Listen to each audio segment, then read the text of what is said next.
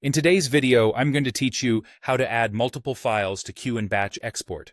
We'll use Adobe Media Encoder to speed up your export workflow by loading several files at once, setting the right formats and presets for each, and sending them all out in a single batch. This is perfect when you've got a series of clips, social variants, or deliverables that you want to process consistently. Start by opening Adobe Media Encoder. You can locate your source files using your operating system's Explorer or Finder, or by browsing from inside the app with the Media Browser. The Media Browser is handy because it previews media and respects camera folder structures, but either method works the same for getting files into the queue. Next, select the files you want to export. If they're all in a row, use Shift-click to select a range. If they're scattered, use Ctrl or Command while clicking to pick individual files. With your selection ready, drag them directly into the queue panel.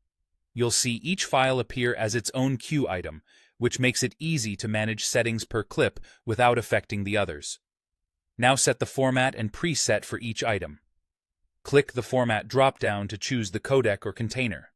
H.264 is a great choice for MP4 exports and is widely accepted on web platforms. Then click the preset text to pick an existing preset or customize one to match your needs, like resolution, frame rate, and bit rate. If you're delivering for a platform with guidelines, pick a preset that aligns with those specs. If you're matching source footage, choose a preset that keeps the original frame size and frame rate. You can repeat this for each item so every clip gets the correct treatment. Let's set the output locations. By default, each export goes to its own destination, often the same folder as the source. To streamline this, select all queued items using Ctrl or Command plus A. Then click the blue output file path on any one of them, choose a single destination folder, and confirm. That choice applies to all selected items in one move, keeping your exports organized in one place. File names will stay unique based on the source names, which helps prevent accidental overwrites. When everything looks good, start the batch export by clicking the green Start Queue button at the top right of the queue panel.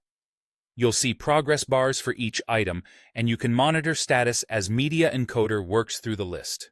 And that's it. You've added multiple files to the queue, set formats and presets, streamlined the output location, and launched a clean, reliable batch export.